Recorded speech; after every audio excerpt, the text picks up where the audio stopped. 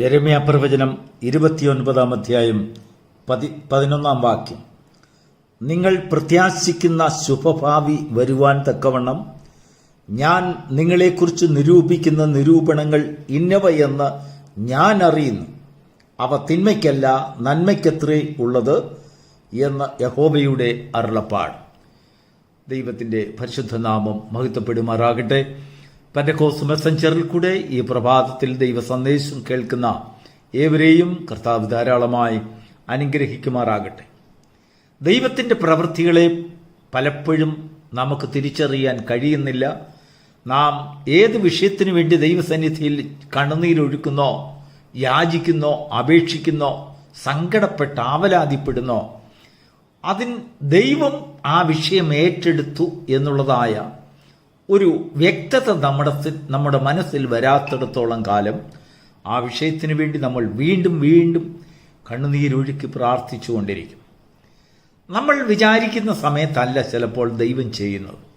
എന്നാൽ നാം ചില വിഷയങ്ങൾക്ക് വേണ്ടി പ്രാർത്ഥിക്കുമ്പോൾ നാം അത് ലഭിച്ചു എന്ന് നാം വിശ്വസിക്കണം. കർത്താവ് അങ്ങനെയാണ് പറഞ്ഞത്.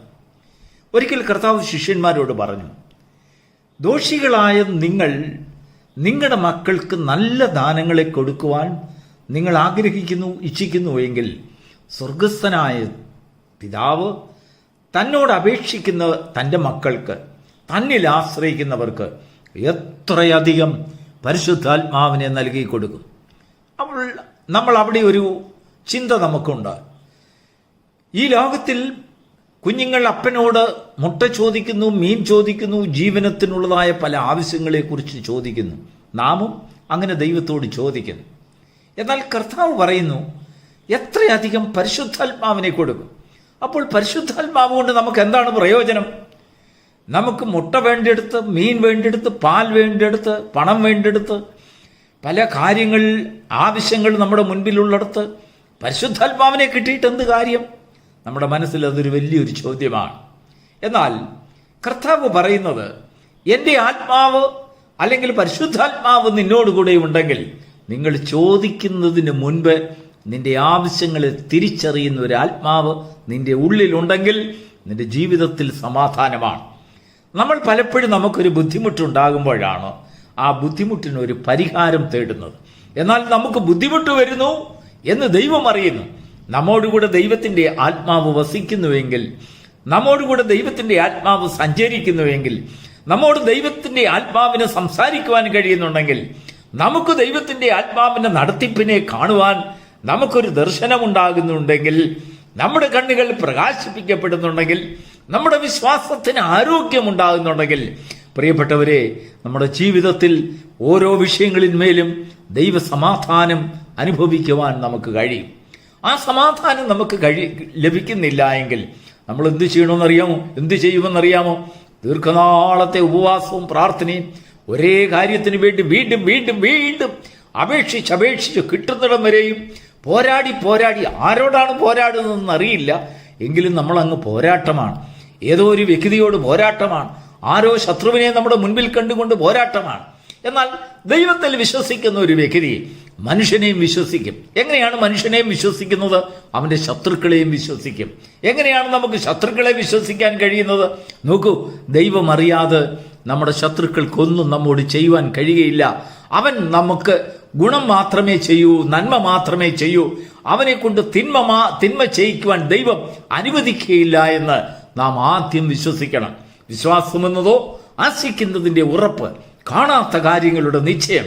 അങ്ങനെയുള്ളതായ ഒരു വിശ്വാസം നമുക്കുണ്ടെങ്കിൽ ദൈവം അറിയാതെ ഒരു ശത്രുവിനും നമ്മുടെ നേരെ ഒരു നാവനക്കാൻ അവരെ ദൈവം അനുവദിക്കുകയില്ല. കാരണം ദൈവത്തിൻ്റെ ആത്മാവ് നമ്മോടുകൂടെ വസിക്കുന്നു എന്നുള്ളത് ഉറപ്പുണ്ടെങ്കിൽ, അപ്പോൾ നമ്മുടെ ജീവിതത്തിൽ നമുക്കാവശ്യമായിരിക്കുന്നത് പരിശുദ്ധാത്മാവിൻ്റെ സഹവാസമാണ്.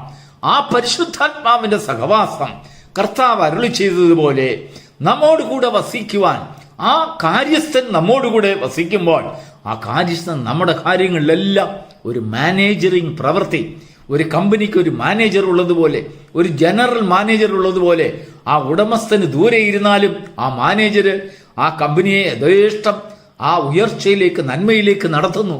ആ കമ്പനിയുടെ ഉടമയ്ക്ക് ഒരു വലിയൊരു സമാധാനം, ഞാൻ അപ്പോയിന്റ് ചെയ്തിരിക്കുന്ന ഒരു ആത്മാവ്, ഒരു മാനേജർ അവിടെ ഉണ്ടല്ലോ എന്ന് പറഞ്ഞതുപോലെ തന്നെ ദൈവം നമ്മെ നടത്തുവാൻ ദൈവത്തിന്റെ ആത്മാവിനെ തന്റെ ദൂതന്മാരെ ഏൽപ്പിക്കുന്നു.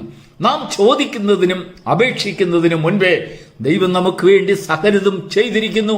അത് തിന്മയ്ക്കല്ല, നന്മയ്ക്കെന്നുള്ളതായ ഒരു വിശ്വാസം നമ്മുടെ ഹൃദയത്തിൽ അടിയുറപ്പാക്കണം. പ്രിയപ്പെട്ട ദൈവത്തിന്റെ മക്കളെ, കഴിഞ്ഞ കാലങ്ങളിൽ നിന്റെ ജീവിതത്തിൽ നീ പ്രാർത്ഥിച്ച വിഷയം ലഭിക്കാത്തതിൽ നിനക്ക് നിരാശ, വീണ്ടും വീണ്ടും നിരാശ, പല വേദനകളുടെയും പല രോഗത്തിന്റെ അവസ്ഥയിൽ നിന്നൊരു വിടുതൽ, ആരിലും ആശ്രയമില്ലാതെ പലപ്പോഴും വേദന സഹിച്ച് നിന്റെ ജീവിതത്തിൽ സഹിക്കാൻ വയ്യാത്ത പല ആവലാദികളും ഓർത്ത് നീ അങ്ങ് ഭാരപ്പെടുക. ഈ ദൈവം എന്താ എനിക്ക് വേണ്ടി പ്രവർത്തിക്കാത്തത്? ചില കാര്യങ്ങൾ ദൈവം പ്രവർത്തിച്ചത് നാം അറിയത്തേയില്ല. എന്നാൽ ചില ദിവസങ്ങൾ കഴിഞ്ഞതിന് ശേഷം, അയ്യോ എൻ്റെ ദൈവം ഇതിനായിട്ടാണല്ലോ എന്നെ ഇത്ര നാളും ഇങ്ങനെ നിർത്തിയത് എന്നുള്ളതായ ഒരു ചിന്ത നമുക്ക് വരുമ്പോൾ ആ ദൈവത്തെ നമ്മൾ അധികം സങ്കടത്തോടുകൂടെ സ്നേഹിക്കുവാൻ നമുക്ക് കാരണം. പലപ്പോഴും നമ്മൾ പിറുപിറുത്തതിന്, നാം നിരാശപ്പെട്ടതിന്, നാം ദൈവത്തെ അവിശ്വസിച്ചതിന് പലപ്പോഴും നമുക്ക് ദൈവത്തോട് ക്ഷമ ചോദിക്കേണ്ടി വരും. ദൈവത്തിന് മഹത്വം ഉണ്ടാകട്ടെ. തോമസ് അപ്പോസ്തലൻ ഒരിക്കൽ കർത്താവിനെ താൻ എന്റെ കൈകൊണ്ട് തൊട്ടല്ലാതെ ഞാൻ വിശ്വസിക്കുകയില്ല എന്ന് പറഞ്ഞു. എന്നാൽ കർത്താവ് അവന്റെ നേരിൽ വന്ന് അവന് നേരെ കൈ നീട്ടി, അല്ലയോ തോമസേ, എന്റെ സഹോദര മകനെ, എന്റെ ആണിപ്പഴുതിൽ നീ കൈയിടുക എന്ന് പറഞ്ഞപ്പോൾ ഉടനെ തോമസിനത് ബോധ്യമായപ്പോൾ പെട്ടെന്ന് അവന്റെ ഹൃദയത്തിൽ ഒരു രൂപാന്തരമുണ്ടായി, അവനിൽ ഒരു പശ്ചാത്താപമുണ്ടായി. അയ്യോ, എന്റെ കർത്താവും ദൈവവുമായുള്ളവേ എന്നവൻ നിലവിളിക്കുകയുണ്ടായി. എന്ന് പറഞ്ഞതുപോലെ തന്നെ പലപ്പോഴും നമ്മുടെ ജീവിതത്തിൽ കാണാത്ത കാര്യങ്ങളെ വിശ്വസിക്കണമെങ്കിൽ ദൈവത്തിന്റെ ആത്മാവ് നമ്മോടുകൂടെ വസിക്കണം.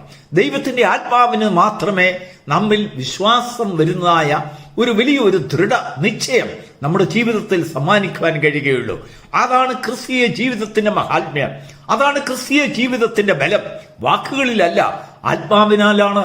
അത് അക്ഷരത്തിന്റെ പഴക്കത്തിലല്ല, ആത്മാവിന്റെ പുതുക്കത്തിൽ നാം നമ്മുടെ വിഷയങ്ങളെ ദൈവസന്നിധിയിൽ കാണുന്നവരാകണം, ദർശിക്കുന്നവരാകണം, വിശ്വസിക്കുന്നവരാകണം. ദൈവസന്നിധിയിൽ ഒരു വിഷയം വെച്ചാൽ ദൈവഹിതത്തിന് പ്രകാരം, പലപ്പോഴും നമ്മുടെ ഹിതത്തിനായിട്ടല്ല, നമ്മുടെ ഹിതം നാം പറയുന്നതായ അല്ലെങ്കിൽ നാം കൊടുക്കുന്നതായ ഒരു പദ്ധതിയിൽ കൂടെ ആയിരിക്കത്തില്ല ദൈവം ചെയ്യുന്നത്. ദൈവം നമുക്ക് വേണ്ടി ഒരുക്കുന്ന ചില പദ്ധതികളുണ്ട്. ഇന്ന് വായിച്ചതായ വേദഭാഗത്തിലേക്ക് നമുക്കൊന്ന് വരാം. അവിടെ ദൈവം എന്താണ് യെരമ്യാ പ്രവാചകൻ മുഖാന്തരം അരുളി ചെയ്യുന്നത്? നിങ്ങൾ പ്രത്യാശിക്കുന്ന ശുഭഭാവി വരുവാൻ തക്കവണ്ണം ഞാൻ നിങ്ങളെക്കുറിച്ച് നിരൂപിക്കുന്ന നിരൂപണങ്ങൾ ഇന്നവയെന്ന് ഞാൻ അറിയുന്നു, മറ്റാരും അറിയുന്നില്ല. ദൈവം തന്നെ സ്നേഹിക്കുന്നവർക്ക് വേണ്ടി ഒരുക്കിയിട്ടുള്ളത് കണ്ണ് കണ്ടിട്ടില്ല, കാത് കേട്ടിട്ടില്ല, ഒരു മനുഷ്യന്റെയും ഹൃദയത്തിൽ തോന്നിയിട്ടുമില്ല. അങ്ങനെയാണ് ദൈവം നമുക്ക് വേണ്ടി ചെയ്യുന്നത്.